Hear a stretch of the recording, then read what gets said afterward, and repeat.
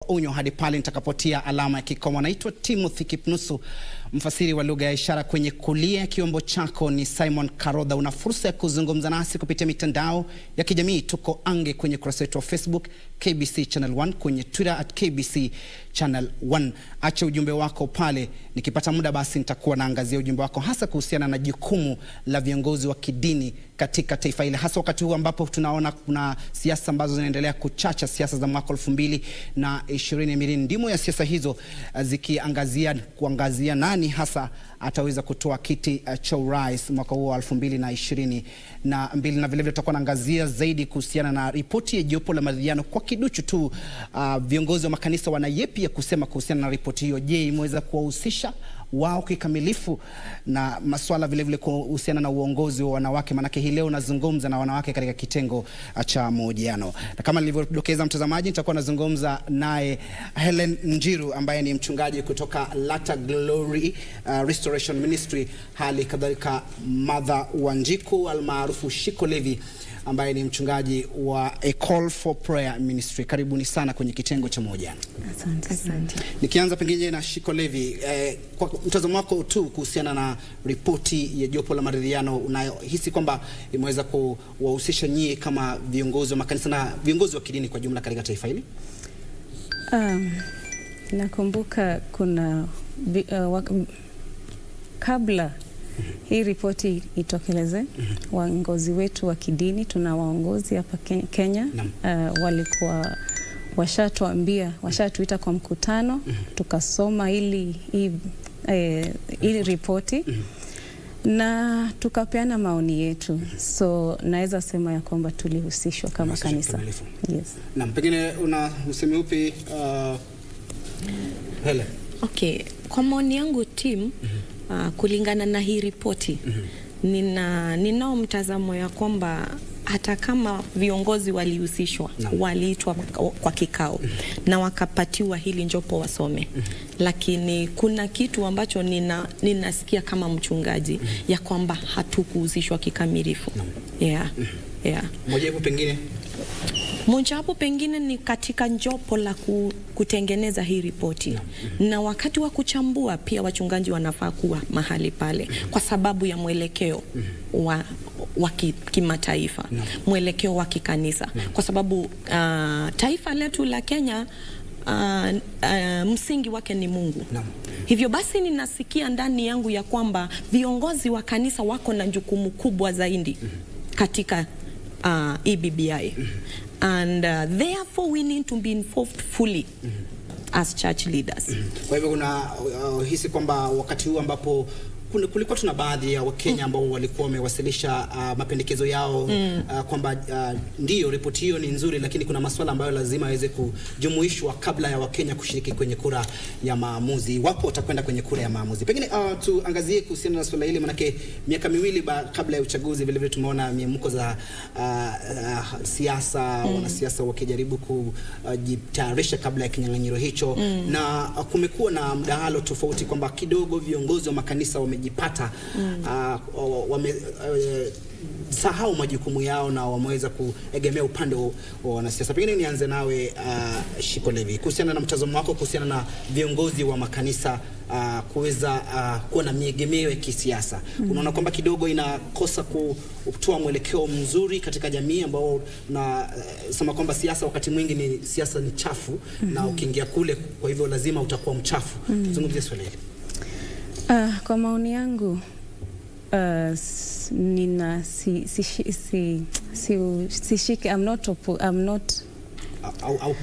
sipingi masuala ya kanisa kuegemea. Anyway, siwezi pendelea kanisa, viongozi wa kanisa wakiegemea pande moja wa kisiasa, kwa sababu sisi wote ni wa Kenya, na mwito wetu kama Kenya, kama wachungaji, ni kuunganisha watu wote kwa ujumla.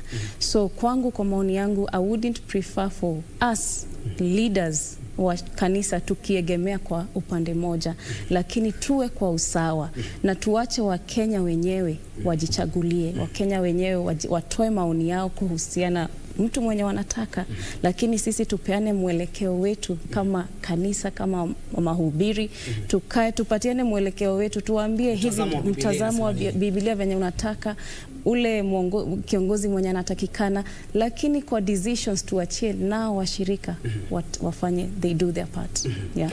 Hela, unasema nini kusema swala hili?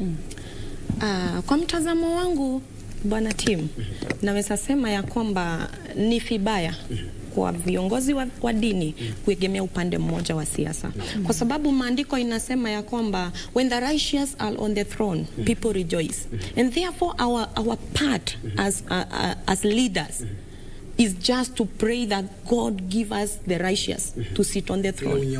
Yeah, diposa kukuwe na kusherehekea na kukuwe na amani katika nchi yetu. Ilhali tumejipata ya kwamba viongozi tumeingia kwa siasa kabisa. Hivyo basi mimi kwa maoni yangu ningeomba tu viongozi wa makanisa waondokee siasa, wasimame katika mwanya, waombe Mungu atupatie viongozi wanaofaa katika nchi ya Kenya. Kwa hivyo unaona kwamba si sawa baadhi, kuna baadhi ya viongozi ambao ni wa makanisa ambao kwa sasa wanahudumu katika nyadhifa tofauti hapa nchini, na kuna wale ambao walitafuta nyadhifa za uongozi lakini hawakuweza kupata. Kwa hivyo unasema kwamba kama wewe ni mchungaji, kaa pale chunga, kama ni mchungaji chunga, kama ni siasa ingia, haujasuiliwa. Huu ni mwito, na hivyo basi ni mwito mara mbili timu, ya kwamba kama ni siasa ingia kwa siasa, kama ni kuchunga chunga. Huwezi ukafanya hizi vitu mara mbili. You cannot. Yeah. Mtazamo wako kuhusiana na swala hilo la viongozi kujitosa kwenye siasa kutafuta nyadhifa za uongozi, pengine cha kiti cha ugavana, cha useneta, wakilishi wa kina mama na masuala kama ya wakilishi wa wadi, unasema nini? Tim, nakumbuka Yesu alipokuwa akiita wafuasi wake, aliwapata wakivua samaki, akawaita, wakaachana na samaki, wakakuja sasa kuvua watu. So hata mimi siezi, I'm not saying that, I'm not proposing that we as church leaders we go to politics. Let us fish men. Wacha tuachane na uongozi. Na tufuate ile kitu tuliitiwa kuwaelekeza watu, tuliitiwa kuwaelekeza kwa njia za Kikristo. Si kutoka hapa kurudi hapa, lakini ni kutoka pale kukuja kwa Kristo. Tumeona viongozi wengi sana wa kidini wakiacha biashara zao, wakiacha vitu zao, wakiacha maneno ya makubwa, wakikuja kwa Kristo Yesu, kwa sababu that is how it's supposed to be, not the other way round. Hii maneno, it's good to be in leadership, kwa sababu kama venye dadangu amesema, saa zenye tuko na waongozi wenye wanamcha Mungu, watu wanafurahia. Lakini sasa saa zenye sisi viongozi wa kanisa, specifically pastors, tukianza kujitosa kwenye siasa, inaleta shida kidogo.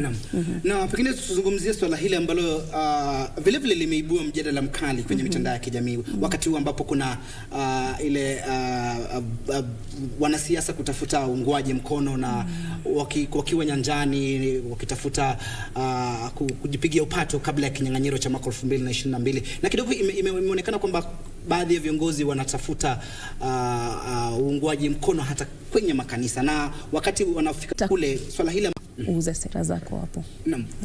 Tuzamie swala hili kwa mara ya kwanza katika historia ya taifa hili baada ya janga la COVID-19 kutukumba kama taifa. Tarehe 12 mwezi Machi tuliona kwamba kulikuwa na masuala ambayo iliweza kuathiri nyie kama viongozi wa makanisa, kwamba mara ya kwanza ibada ikaweza kusitishwa ili kuweza kupambana na visa vya maambukizi. Hali ilikuwa vipi nyie kama wachungaji? Jambo litumia pengine mchangamkia mitandao kuweza kuendeleza kuhubiri Injili, au mambo yalikwama baba?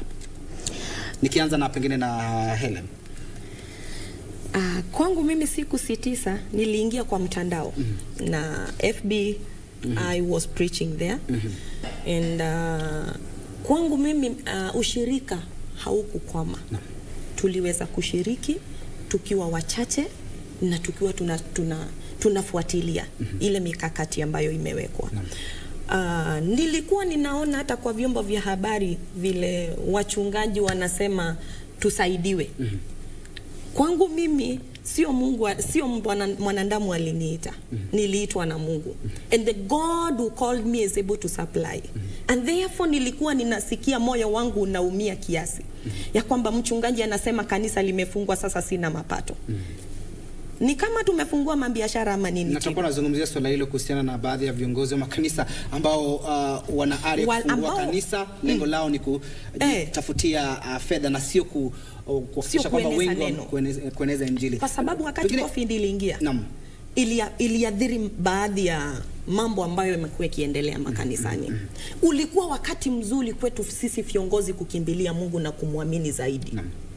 Kwa sababu ya kile mtu anaweza sema God is my provider, Jehovah Jireh.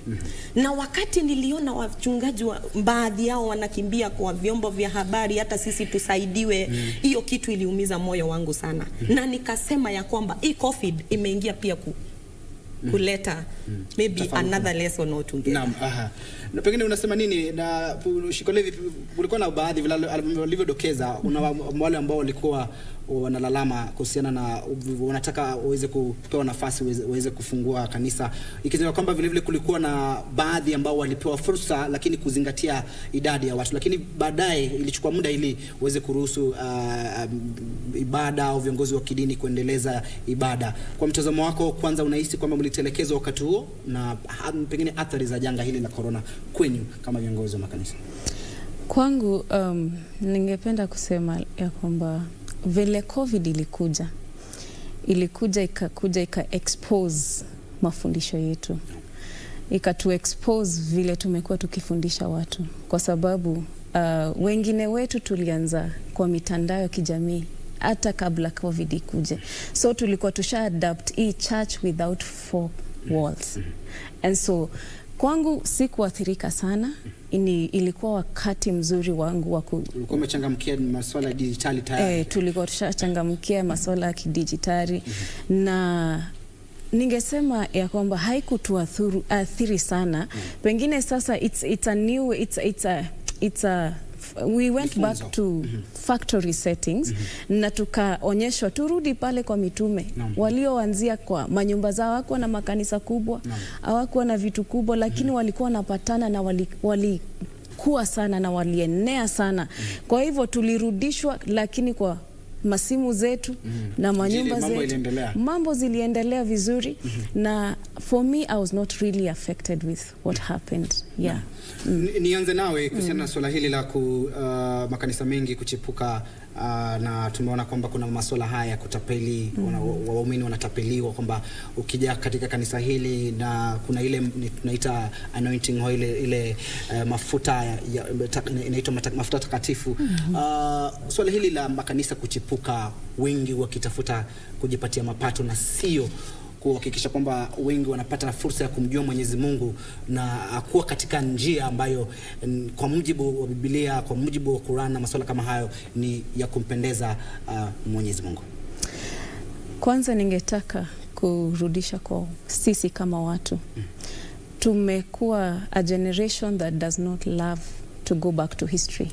Hatupendi kusoma, tunataka kusomewa. Ningetaka kuhimiza watu waanze kujisomea neno. Yesu akasema mtawajua kwa matunda yao. Kwa hivyo kama tunda ni kali kwa mdomo yako, utaendelea kukula kweli? Hautaendelea, utalitema na utaachana nalo. So ningetaka kuhimiza especially sisi wenye sisi bado tuko a young generation, let us love to read the word of God. Tukijua ukweli, Biblia inasema ya kwamba utajua ukweli na huo ukweli utakuweka huru. So the reason why unapata watu wako manipulated, watu wanaambiwa vitu hata hau-understand ni gani, ni kwa sababu wao wenyewe hawataki kujua ule ukweli wenyewe, kwa sababu ukweli umeandikwa katika Biblia. Ukienda tukue, kuna kanisa ilikuwa inaitwa the Berean Church. Ungesema kitu, walikuwa wanarudi kwa maandiko, wanaanza kuangalia kama venye umesema ni ukweli. Saa hii sisi ile generation yenye tuko ni haraka, tunajiita the microwave. Lote lile ambao mchungaji amesema, unaamini kila kitu, kama vile baadhi ya wananchi wanaamini usemi wa baadhi ya wanasiasa na wanashikilia kwamba ni kweli. Pengine wazo lako kuhusiana na swala hili? Kwangu mimi, kama dadangu alivyosema, kwa maoni yangu ni vyema kila mtu aweze kusoma maandiko, soma Biblia vizuri, kwa sababu sababu kubwa ya kuuziwa mafuta na chumvi vile watu wanavyosema. Pia kuna chumvi. Watu wananunua kila kitu. So it's because nimekuambia ukinunua chumvi kesho yake utatajirika. But I want to tell a Kenyan who is watching and listening to me that God is a God of procedure. He takes you through a process for you to become something. He doesn't do it just like out of the blues. Yeah, God takes you through a process, and that's why Jesus grew, growing in favor with men and God. A process of growing. It doesn't just happen overnight. And therefore, even if you pray, it doesn't. Most of the time, it takes time. You pray, you continue praying as you wait on God. But you find that Timothy, ile generation tuko nayo sahi, wanataka muujiza wa hapo kwa hapo. They don't want to work, and that's why wanakoniwa. Because you don't want to read the Bible. Mtu ambaye afanyi kazi asile. Na sasa hataki kufanya chochote, anataka tu aende kanisani. Watu njia ya mkato. Yeah, anataka tu aende kanisani alafu mchungaji asimame aseme pokea. Utapokea nini? Utapokea. And you pay for it, but it will take you nowhere. Read the word of God, get founded in the word of God, and you move to the next level. Na imani ndio nguzo ya kila jambo. Kabisa. Na tuogane na swala hili la viongozi wa makanisa na kutapeli. Baadhi, sio wote, manake sio wote wanafanya hivyo. Tuzungumzie kuhusiana na jukumu la viongozi wa makanisa kwa sasa, wakati huu ambapo tunatizama kwamba kuna mmomonyoko wa maadili miongoni mwa vijana na hata wazazi wenyewe, hata viongozi wenyewe wa makanisa ambao ndio wanastahili kuchunga kondoo, ndio wanajipata kwa wao ndio wanashiriki masuala ambayo si sawa. Unapata mchungaji ameshiriki tendo la ndoa pamoja na muumini wake na masuala kama hayo. Pengine jukumu la viongozi kuhusiana na mmomonyoko wa maadili. Pengine nianze na Shikolevi. Ningetaka kusema there's need for mentorship, especially sisi kama sasa ukituangalia mimi na mchungaji Helen, we are the upcoming generation.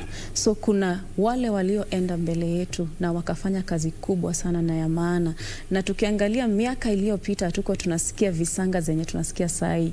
So there's a need for mentorship between the fathers and the sons. Tunafaa tukuje tu na sisi vijana tuende chini. Tumefika hii generation ya kidijitali, tunaona ni kama tumefika, ni kama tunajua kila kitu. Lazima tuweke pride yetu chini, tuende kwa wale mababa zetu, tuwaulize kunaendanga aje ikifika hapa. Tuwaulize, nikilemewa hapa nitafanya nini? Ndio tuweze, na I believe nataka kushukuru viongozi wetu wa kikanisa. Kuna makundi kadhaa yenye ukiingia kuna wale wanakufuatilia, wanataka kujua wewe unaamini nini, unahubiri nini. Tunao baadhi ya viongozi wenye wanashikilia kanisa na wanashikilia wale watu wenye wanakuja kama sisi. Yeah. Wewe unasema nini kuhusiana na jukumu lenu la kuhakikisha kwamba mmomonyoko wa maadili tabia za wanafunzi warudi shuleni, maana wamewachosha wakiwa nyumbani, masuala kama haya? Ningependa kusema hivi, tuko kwa a different era, in a different generation.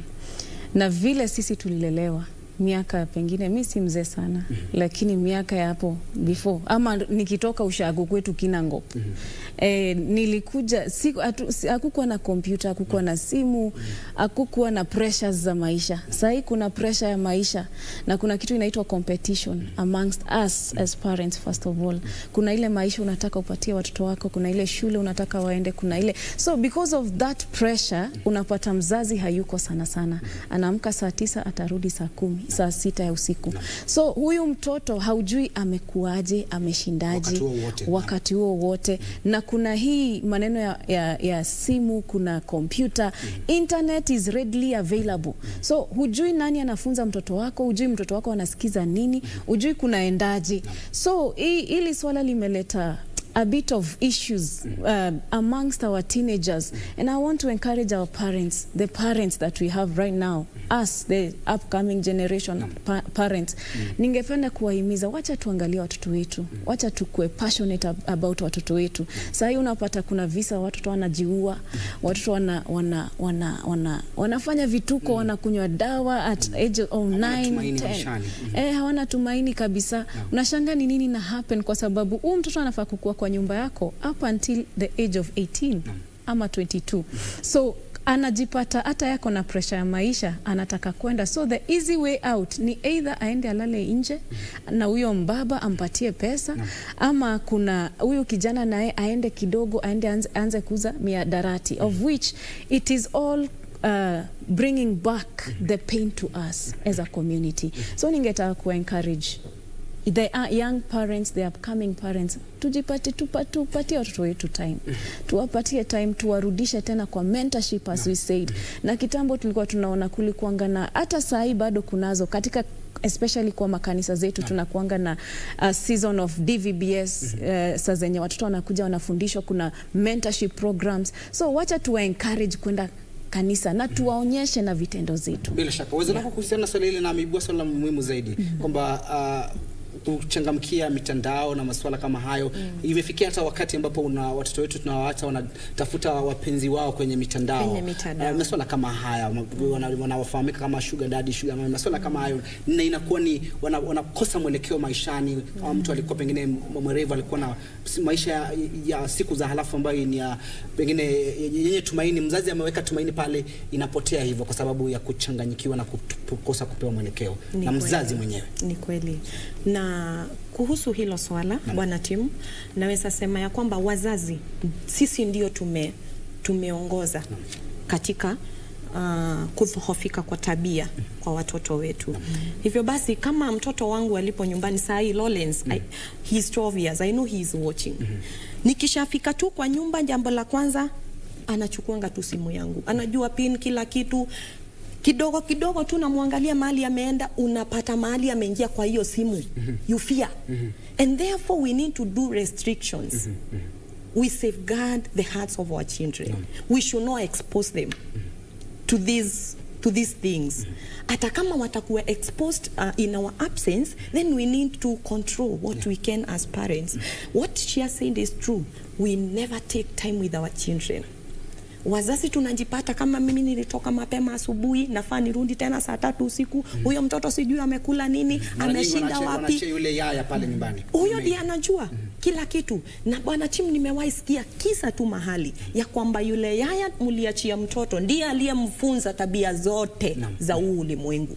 Hivyo basi let's take personal responsibilities as parents towards our children. So that we know what they are thinking, what they need to do, we give them time. But the problem with our today's parents is that we want our children to think how we think at our age and at their age. Something that has also disturbed me before I knew it. Nilikuwa natamani mtoto wangu afanye kile mimi mwenyewe natamani kifanywe. Bearing in mind we are in different age, and therefore parents needs to go to the minds of this tender age, at this tender age. And therefore we take personal responsibility. Tusiachie majukumu yetu kwa watu wengine kutuchungia watoto. Na mshikilia hapo Helena. Arifu mtazamaji, kwa sasa tuende nyanjani tuweze kupata yanayojiri kule, na kuna mkao ambao unaendelea wa kuwapiga msasa mabalozi. Hebu tusikize kinachojiri kule. All these countries will be trading as a block.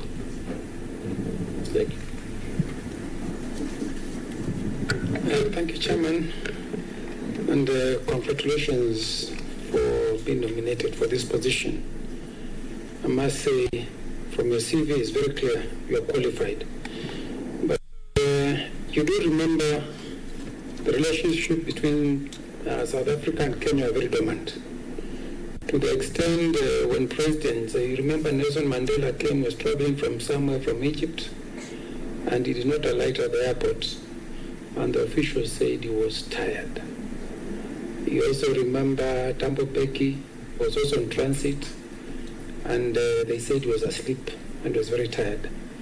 And that time is when the relationship was very dormant. Until when Zuma came and alighted, it was big news. For the first time that somebody is not tired.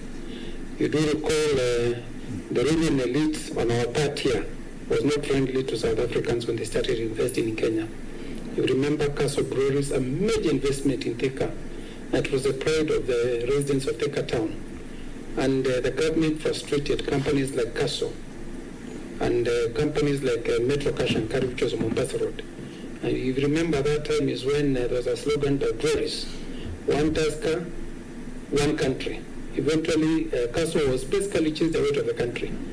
So from your position and having the history background, and remembering we were being accused of being being a little bit too soft with the old regime, apartheid regime. And you remember the Clark visited Kenya before Mandela became president. And you remember the accusations were not too supportive to ANC. And that's why South Africa was more cozy with the frontal states like Tanzania. Now, with all that in background, in memory, and with a new president after Zuma left, we don't know how this one will behave when he will come. What are you going to do to give confidence in the South African government that there are opportunities to invest in Kenya? And remember, we refuse them to invest in our banks. So, what are you going to do to give that confidence? Good. Last one, Mheshimiwa Tui. Thank you, Chair. Congratulations for the nomination. We visited South Africa as a committee, and we observed that the Ministry of Foreign Affairs invested a lot in that country. And I'm very happy, if nominated by the House and approved, you will be the first ambassador to live in a $1 billion house. But I don't think it is enough for a whole clan. So get prepared to that. So what am I trying to say here? I'm trying to tell Ambassador that we have a big investment that we have done as a country in that country. And it is now upon you, if approved by the House, to reciprocate by doing a serious work to make sure that the investment in that country commensurates what will be the return to the benefit of our local Kenyans. That's the comment I wanted to make. Thank you. You have the floor, Balozi. Thank you, Honorable Chairman, Honorable Members. The issue of these regional blocks, East Africa Community, let's say SADC, and how they can better work together or cooperate to ensure that it is easier to trade within them. Honorable Chairman. Yes. 10 kitamatisha, nianze na Ellen. Sekunde 15 kitamatisha. Okay. Kuhusu kila swala ambalo tumeongelelea siku ya leo, ni vyema viongozi wa makanisa tusimamie mwito wetu na tusimame kwenye mwanya. Tuko na pengo la kujaza katika taifa letu la Kenya. Na ninapoondoka, mimi naitwa mchungaji Helen from Latter Glory Restoration Ministries. Kwetu nyumbani ni Embu, hapo Kamugere. Asante. Na lako la mwisho vile vile Shikolevi, sekunde 10. Ningependa kuhimiza vijana wacha tusome hiyo ripoti ya BBI. Wacha tusome Biblia na tujue chenye kimeandikwa katika maandiko. Na ninatuma salamu kwa wazazi wangu wakiwa Kinango. Asante. Mama Geshoi na baba Geshoi. Asante. Na kufikia hapo mtazamaji, hatuna la ziada ila kutamatisha. Naitwa Timothy Kipnusu, mfasiri wa lugha ya ishara. Amekuwa Simon Karodha usukani kwa sasa na wacha kwake mwenzangu Alan Aoko kwenye taarifa za Lunchtime News. Kwaheri.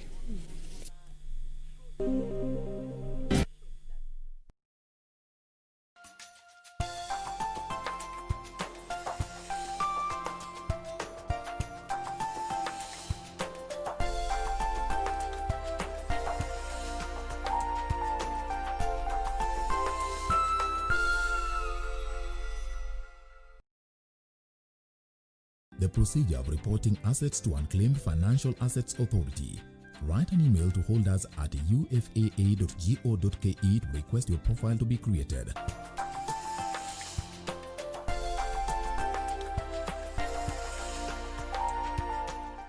Unclaimed Financial Assets Authority. Receive, safeguard, reunite.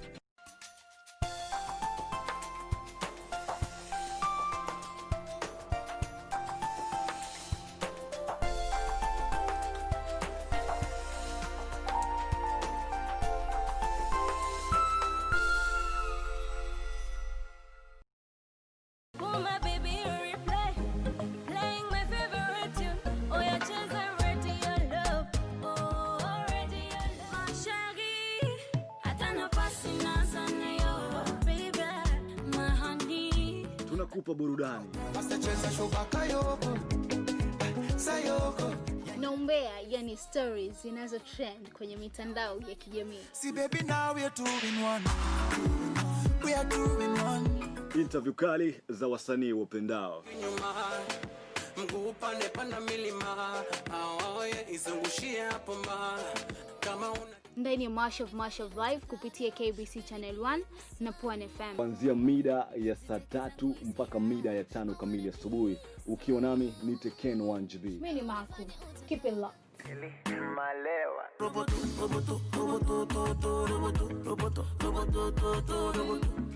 Yeah. Isemeka wana for daddy.